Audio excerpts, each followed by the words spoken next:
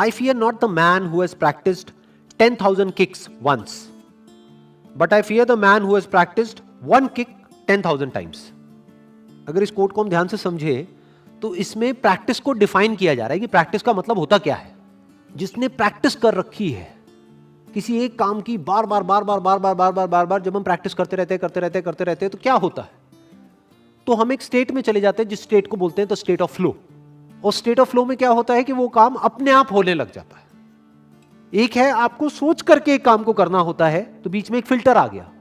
जैसे एक आदमी ने अगर एक किक की प्रैक्टिस 10 बार करी है, तो अब अगर उसको उस किक को उसी जगह पे मारना है सामने वाले को, ओपोनेंट को, जिस जगह पे वो मारना चाहता है, मान लो नेक के यहां पर, तो उसको पहले सोचना पड़ेगा, वहां पर बड़ा दिमाग लगाना पड़ेगा, ध्यान लगाना पड़ेगा, तब जाकर के वो शायद हिट कर पाएगा. लेकिन अगर 10,000 बार उसने उसकी प्रैक्टिस कर रखी है या 1000 बार प्रैक्टिस कर रखी है एग्जैक्ट उसी की, तो अब उसको दिमाग लगाने की जरूरत नहीं है. या ये कह लो, ये जो दिमाग लगाने का काम है ये इतनी तेजी से हो जाएगा कि पता भी नहीं लगेगा. ऐसा लगेगा कि दिमाग लगा ही नहीं है, वो गैप बीच में से हट गया.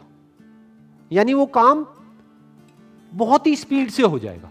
और स्पीड का ही सारा खेल होता है कि कौन सा काम कितनी स्पीड से हो रहा है, स्पेशली लड़ाई में जिस कॉन्टेक्स्ट में ये कहा जा रहा है. फ्रैक्शन ऑफ सेकंड्स का डिफरेंस होता है कि जिस आदमी ने 10 बार प्रैक्टिस करी है, मान लो उसको वो किक सही जगह तक पहुंचाने में 1 सेकंड लगेगा, और जो दूसरा आदमी है उसको आधा सेकंड लगेगा.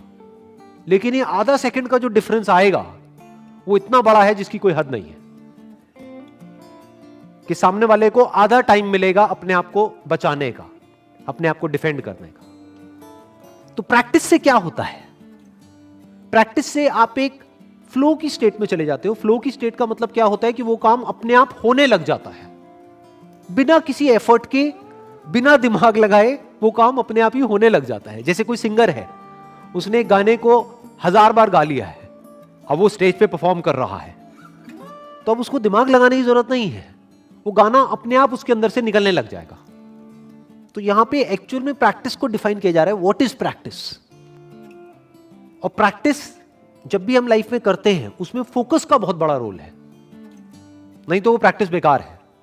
पहले आपको चूज करना पड़ेगा कि मुझे फोकस कहां करना है, और फिर जो भी उससे रिलेटेड नहीं है उसको मना करना होगा, उसको हटाना होगा. फिर जहां पर आपका फोकस है वहां पे रेपिटेशन चाहिए, बार बार उसको रिपीट करना होगा.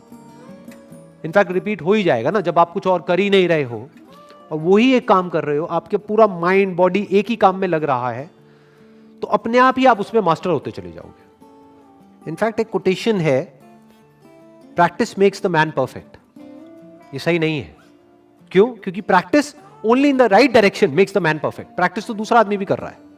10,000 किक की प्रैक्टिस उसने करी है एक बार, तो प्रैक्टिस तो उसने भी करी है. और दूसरी तरफ से एक आदमी है जिसने एक ही किक की प्रैक्टिस 10,000 बार करी है.